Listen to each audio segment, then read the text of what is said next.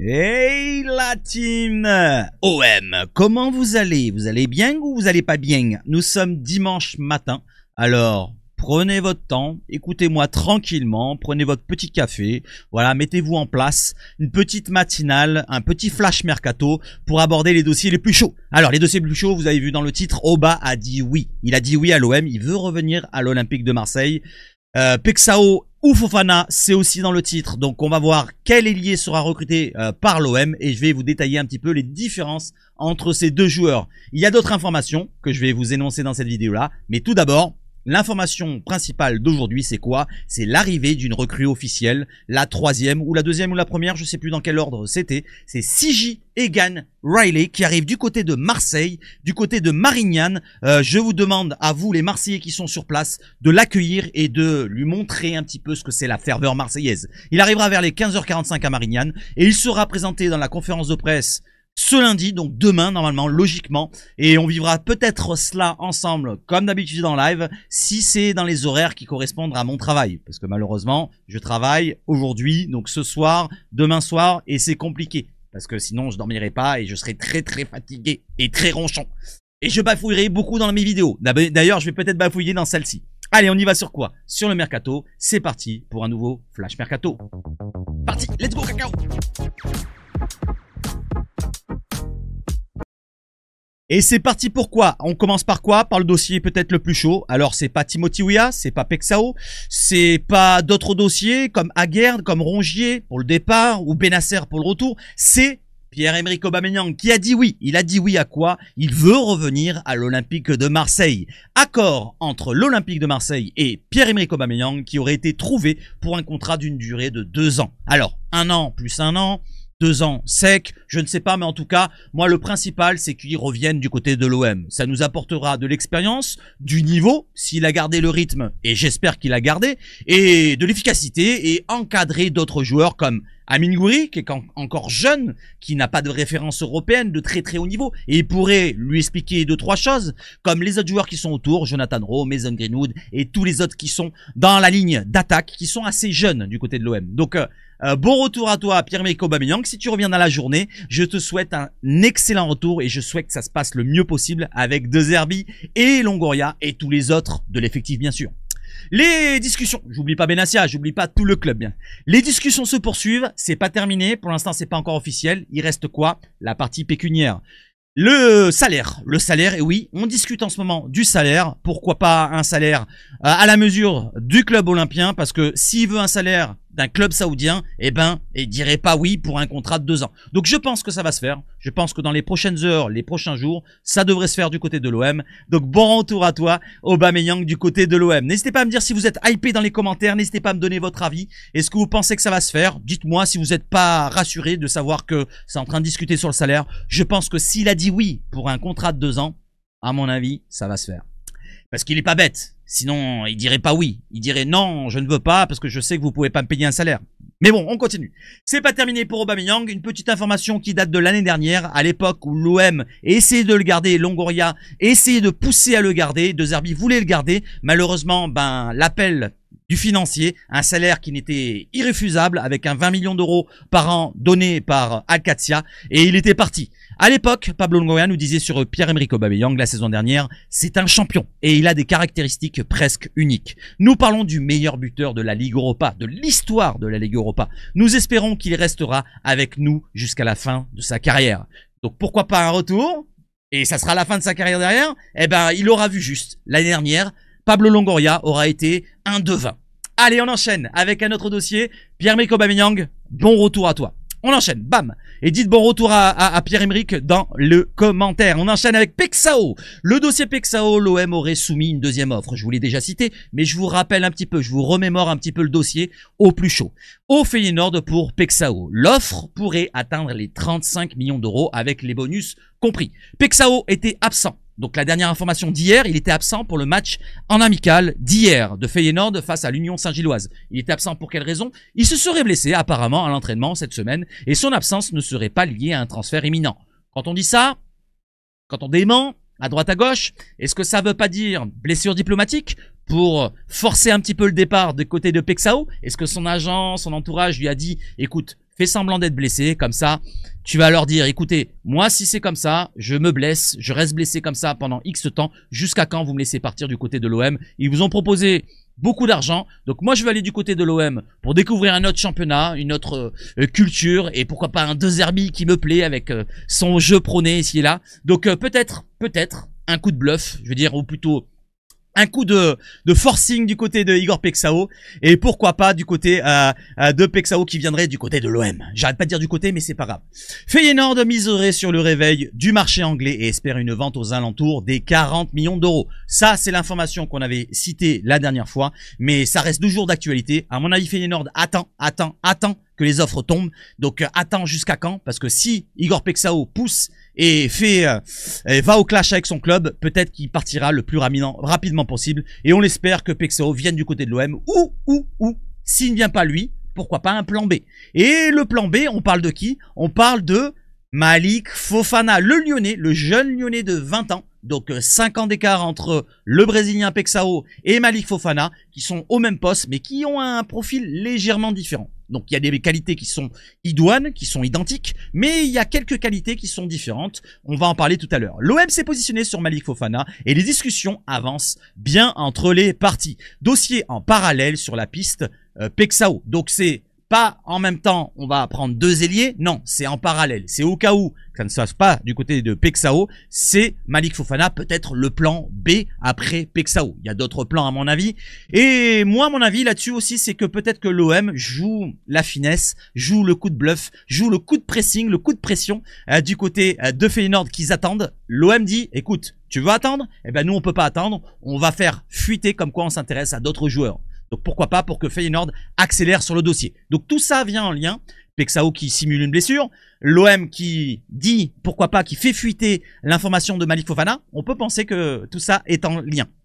Fofana veut disputer la Ligue des Champions et est ouvert à rejoindre l'Olympique de Marseille. Concurrence du Bayern Munich, du Liverpool et d'autres grandes formations européennes qui sont très intéressées par Malik Fofana. Donc Fofana, c'est un excellent joueur, on va en parler justement dans son détail, et on y va tout de suite sur l'autre écran avec ses datas et d'abord sa fiche Transfermarkt. Du côté de sa fiche Transfermarkt, on a quoi? On a on a Malik Fofana qui est du côté du FC Lyon avec un contrat qui va jusqu'en 30 juin 2028, sa valeur Transfermarkt c'est 30 millions d'euros, il est belge. Donc très bien, c'est européen, il n'y a pas d'extra communautaire. Il a que 20 ans, 1m69, c'est un petit gabarit, un petit peu comme Pexao, qui est très petit aussi, je sais pas s'il fait pas la même taille, ou pas loin, n'hésitez pas à me dire la taille de Pexao. Une sélection avec la Belgique, donc on continue et on dessine un petit peu la fiche. 1m69, ailier gauche, donc c'est son poste préférentiel, il peut jouer à droite comme milieu gauche, mais on va dire que si on le prend, ça sera pour son meilleur poste, ailier gauche, comme il a joué du côté de Lyon pendant une saison et demie, pardon. 30 millions la valeur Transfermarkt. Et regardez ce que je vous ai mis en jaune à gauche. Agent du joueur, Rock Nation Sport. Alors, vous allez me dire, c'est quoi Rock Nation Sport? C'est quoi? Il fait de la musique? Il fait de la guitare? Non, non. C'est pas un chanteur, c'est pas un guitariste, c'est pas un batteur, c'est pas un bassiste. C'est la même agence. C'est même l'agence qui traite Luis Enrique. Luis Enrique, quand il était à l'OM, il avait Rock Nation Sport. Donc on peut se dire que Pablo Longoria, Mehdi Benassia, tous ceux qui sont à la direction de l'Olympique de Marseille traitent avec cette agence-là et ils connaissent les personnes dans cette agence-là. À mon avis, ils connaissent beaucoup d'agences. Mais c'est peut-être un avantage dans la négociation. On peut se dire que ça peut être un avantage dans la négociation si on connaît des personnes qui traitent le dossier de Luis Enrique et maintenant le dossier de Malik Fofana. Donc je vous dis ça, je vous dis rien, on ne sait jamais. Je continue avec le dossier pour le recrutement du côté de Lyon. Il a été recruté, comme je vous l'ai dit, il y a 1 an et demi, donc le 10 janvier 2024. Une saison et demie pour 19,5 millions d'euros, donc une grosse somme. À mon avis, ça va dépasser largement les 20, 25, voire 30, même peut-être 35. Je pense que ça va être un poil plus cher peut-être que Pexao, c'est mon avis. Plus jeune, peut-être plus de potentiel. Différents potentiels, parce qu'on va voir ça dans la différence de data.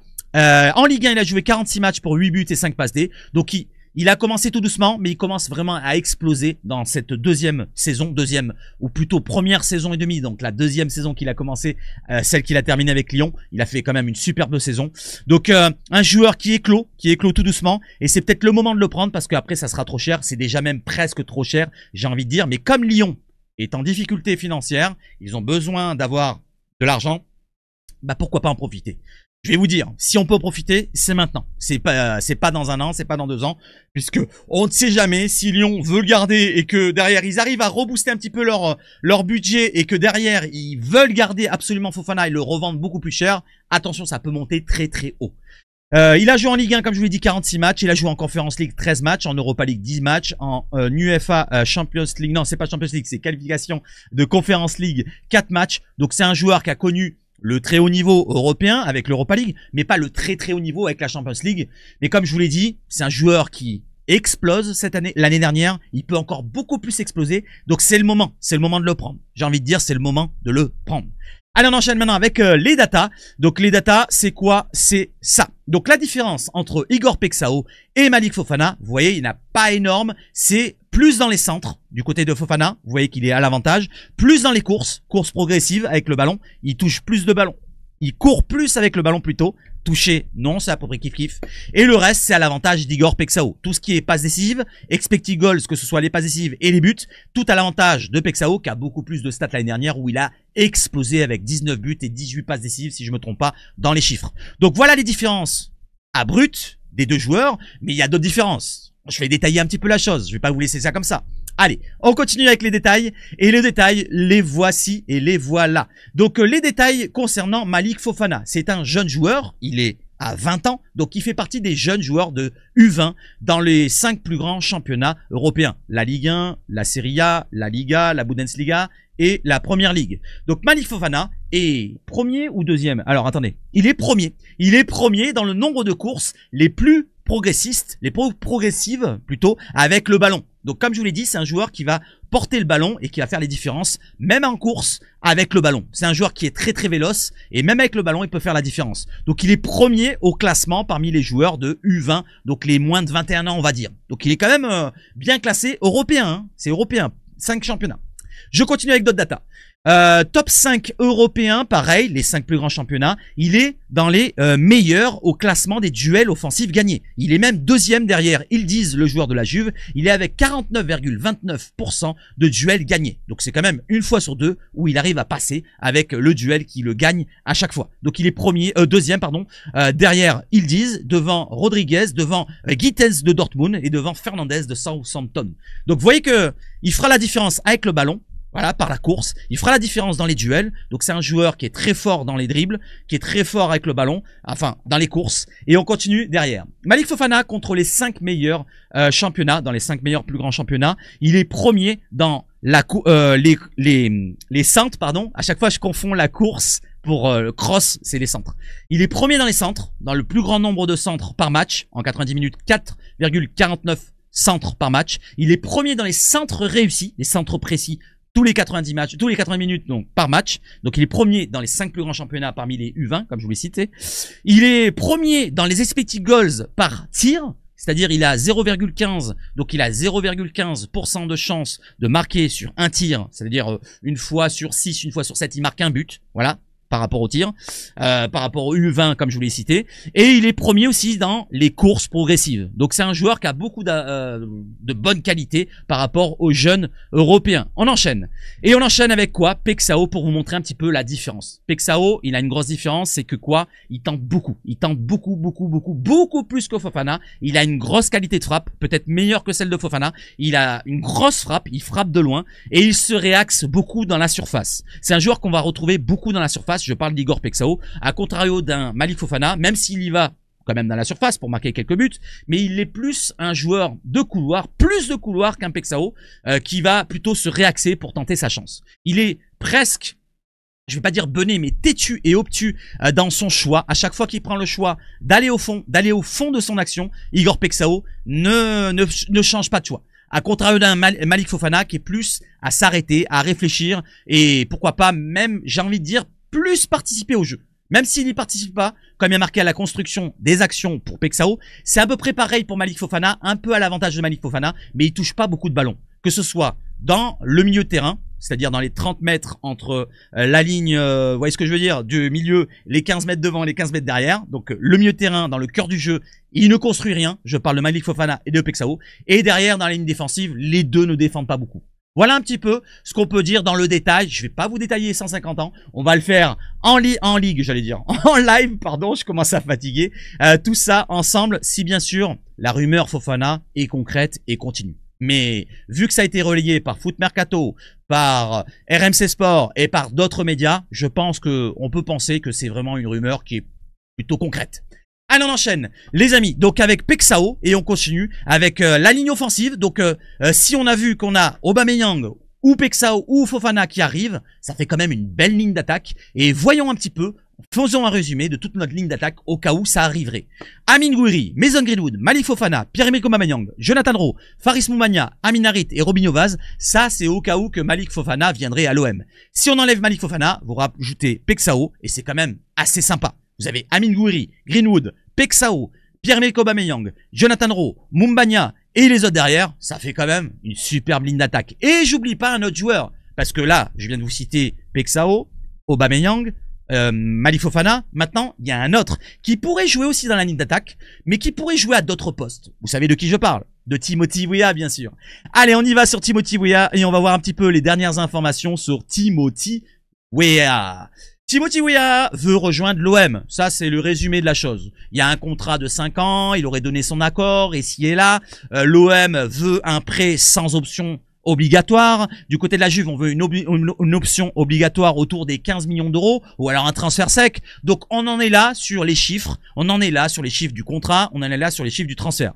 Derrière, il y a d'autres informations comme la vente d'Alberto Costa, c'est un arrière latéral droit de la Juve, qui pourrait bloquer le départ de Weah. Et oui, parce que s'ils perdent un latéral droit, eh ben, il faudra le remplacer. Et s'ils perdent encore Weah, il faudra remplacer les deux. Et c'est pour ça qu'ils nous disent que, à moins que l'offre de l'OM soit suffisante pour permettre l'arrivée de 2 latéraux et non d'un seul, ça pourrait bloquer, selon Giova Albanese. Donc c'est un journaliste italien.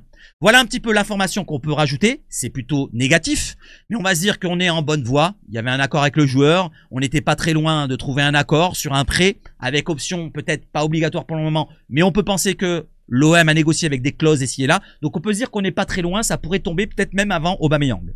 Derrière, il y a une autre information qui est tombée. C'est en lien avec Valentin Rongier qu'on va parler juste après. Valentin Rongier a été proposé dans les discussions entre la Juve et l'OM pour Timothy Weah. Donc il a été proposé, Valentin Rongier. C'est pas la Juve qui est venue demander Valentin Rongier, comme certains l'ont dit dans les comptes et dans les médias, mais c'est l'OM qui a proposé Valentin Rongier, sachant qu'il est en fin de contrat, on va en parler après. Donc l'OM a proposé le joueur en échange, en monnaie d'échange, pour faire le deal avec Timothy Weah. Ça aurait été intéressant. Comme ça, on aurait pu baisser la somme à investir sur Timothy Weah. N'hésitez pas à me dire si c'est intéressant de votre côté, si vous voulez qu'on lâche Rongier, s'il veut vraiment pas prolonger et échanger avec Timothy Weah avec un peu d'argent. Parce que Timothy Weah est peut-être un peu plus cher vu son contrat un peu plus long, alors qu'un Rongier a 1 an de contrat. Vous voyez ce que je veux dire? Allez, on enchaîne. Donc Timothy Weah qui pourrait être dans la ligne d'attaque, mais il pourrait aussi être en piston droit ou en latéral droit ou en latéral gauche. Il peut jouer tous les couloirs et il peut même dépanner dans l'axe de l'attaque. Pour vous dire comme il est très polyvalent ce joueur, Timothy Weah, et c'est pour ça que c'est intéressant. Alors vous allez me dire, ouais mais il est pas super ouf et si là. Mais comme je vous l'ai dit, la profondeur de banc, il nous en faut. N'oublions pas, on joue beaucoup de matchs cette saison. 50 matchs cette saison. Et il en faut des joueurs. Voilà, c'est pas avec les jeunes qu'on va jouer en Ligue des Champions. Imaginons, il n'y a pas de Murillo, il n'y a pas de Greenwood devant et il n'y a pas de solution pour mettre soit un ailier à la place de Greenwood ou soit un arrière latéral à la place de Murillo. On aurait Timothy Weah qui pourrait dépanner. Faut le penser aussi ça. Allez, j'enchaîne avec l'autre chose, avec Rongier. Du coup, on va parler de Rongier. Tiens, ça me fait penser, là, je parle de latéral droit, je pensais à Lirola et j'ai regardé tout à l'heure la vidéo de l'OM avec ce fameux documentaire qui a duré 46 minutes exactement. Franchement, ça fout les frissons, sans jamais rien lâcher. Je vous le conseille pour ceux qui l'ont pas vu encore. Regardez sur YouTube, sur la chaîne OM officielle. Vous avez le documentaire qui restera 46 minutes. Franchement, c'est un bonbon. Vous avez les frissons. Moi, j'ai eu les frissons. Alors, quand il y a eu la blessure de Moumbagna, quand il y a eu les arrêts à répétition. Regardez, je les ai encore là. J'y pense, les arrêts de Rouli sur les pénaltys. Et ce match, pour boucler la vidéo, ce match contre Lyon, c'est un bonbon. Donc, je vous le conseille. Par contre, le deuxième épisode, qui va apparaître samedi prochain, ça sera le côté négatif. On aura Auxerre, les puputes à domicile, les matchs allés, je veux dire. Vous voyez ce que je veux dire? Et je pense que ça va gueuler. On aura aussi De Zerbi quand il va dire si vous voulez que je parte, si c'est moi le problème, je vais partir. Vous vous souvenez de ça. Et on va le voir comment ça va se passer. Ça peut être sympa aussi. Alors Rongier, je reviens, excusez-moi. Les dirigeants de l'Olympique de Marseille ont placé Valentin Rongier, on le sait, sur le marché des transferts. Ils ont fixé le prix de 10 millions d'euros. Ça, je vous l'ai cité. Par contre, je sais pas si je vous l'ai cité en vidéo. Sunderland, oui, on le sait, ils sont intéressés. Mais il y a 3 autres clubs qui sont intéressés, dont les noms n'ont pas filtré selon Foot Mercato. Je crois que l'information venait. Mais c'est pas grave. Je m'en fous des sources ici et là. Quand je vois dans les réseaux, il y en a qui je sais pas, ils se prennent pour Colombo ici et là. Voilà, ils disent une information. Je vais pas vous lâcher, vous inquiétez pas, je vous mentirai pas. Bon, c'est bon. Prenez un petit peu de mesure. C'est que des réseaux sociaux, ça va. Voilà. Valentin Rongier a été proposé dans les discussions entre la Juve et l'Olympique de Marseille pour Timothy Weah. Ce n'est pas une piste prioritaire pour la Juve pour le moment. Donc ça, c'est l'information que je vous ai citée avant. Donc l'OM aurait proposé Valentin Rongier à la Juve, mais la Juve n'est pas super intéressée. À moins qu'ils perdent un milieu de terrain du côté de la Juve et qu'ils veulent le remplacer, pourquoi pas, presque gratuitement en récupérant de l'argent sur Weah. Pourquoi pas, on pourrait penser à un Rongier du côté de la Juve, mais il y a d'autres clubs intéressés. Sunderland, qui ont dit next à Anderson, l'ancien joueur de Liverpool. Donc pourquoi pas, ils sont vraiment intéressés pour Rongier. Et 3 autres qu'on n'a pas entendus. Alors on verra bien ce qu'il en adviendra. Allez, j'enchaîne avec le dernier dossier pour faire un petit point sur le dossier Aguerd. Et oui, Aguerd, on n'en parle pas beaucoup. Il n'y a pas grand chose à dire, à part que, voilà, je vais vous citer. West Ham ne serait pas ouvert à un prêt de Nayef Aguerd courtisé par l'OM. Donc vu que nous, du côté de l'OM, on vise beaucoup de prêts, pour économiser, pour mettre sur l'année de l'exercice comptable de l'année d'après plutôt. Donc est-ce qu'on peut penser qu'il faut dire next pour Aguerd, ou alors c'est toujours en train de travailler en soum-soum, je sais pas, mais en tout cas Aguerd réfléchit, il a beaucoup de choix de clubs qui s'intéressent à lui. Maintenant il faudra investir, je pense que c'est fini un petit peu de s'amuser. On voit que si on n'investit pas sur Pexao, eh ben on le recrutera pas. Si on n'investit pas sur d'autres joueurs, on les recrutera pas. Donc il faut investir, il faut arrêter de déconner. Donc même Nayef Aguerd, j'ai envie de dire, il faut investir. S'il demande 15, 20, 25, je sais plus, à un moment donné c'était 23 millions d'euros qu'on entendait dans les rumeurs, eh ben il faut négocier autour des 20 millions d'euros, 18 millions d'euros. Voilà, donc si on a l'argent bien sûr, si on n'a pas l'argent, ben partons sur un autre dossier. Il est également intéressé, la Roma, qui est en contact avec le club anglais. Donc il y a la Roma aussi qui nous fait yesh. Donc voilà où nous en sommes. Alors on peut penser aussi, si la Roma s'intéresse à Nayef Aguerd, peut-être qu'on peut se dire, Ndinka partirait de la Roma, Ndinka on s'y est intéressé. Peut-être que c'est lui le dossier plan B, parce que n'oublions pas, pendant un moment, Nayef Aguerd c'était la priorité. Après c'est plus la priorité, après c'est la priorité. Voilà, chacun dit ce qu'il veut dans le réseau, voilà, chacun se prend pour les Colombos. Voilà, moi j'ai envie de vous dire, moi, tout ça, c'est ces mecs qui se gossent d'avoir des infos, je m'en bats les steaks, moi. Moi, ce qui m'intéresse, c'est l'Olympique de Marseille sur le terrain. C'est le niveau qu'on aura sur le terrain l'année prochaine. De vivre l'année qu'on a vécue et de voir un nouveau documentaire l'année prochaine, encore mieux, avec un titre au bout. Ça m'intéresse. Moi, les informations, je m'en fous. Je vais pas remercier un mec parce qu'il me donne une information. Que dalle. Voilà, donne une analyse si tu veux, donne-moi ton avis sur Aguerd, sur un autre. Pourquoi pas, je t'écouterai. Mais franchement, une information, je m'en fous. Allez, on y va, let's go avec Aguerd. Est-ce que vous pensez qu'Aguerd va venir à l'OM? Je vous pose la question. Ou alors, on dit next, je sais pas. Allez, donnez-moi votre avis. Derrière, il y a autre chose à voir. Et on va le voir tout de suite. Alors, Aguerd, on va dire next. Et on enchaîne avec, pas ça, mais ça justement. C'est Valentine Gomez. Valentino Gomez, il appelle. Non, mais c'est Valentine Gomez.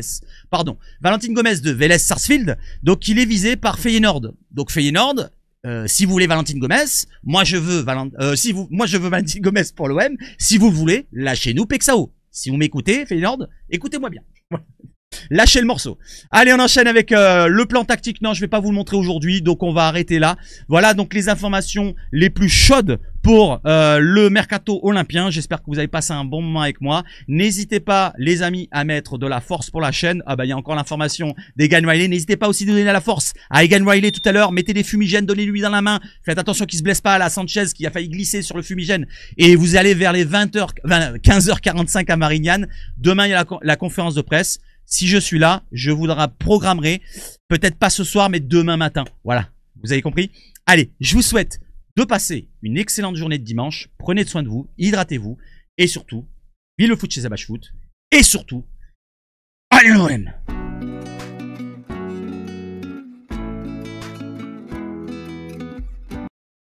Et dites-moi si vous voulez Pexao ou plutôt Malik Fofana. Allez, donnez-moi votre avis dans les commentaires.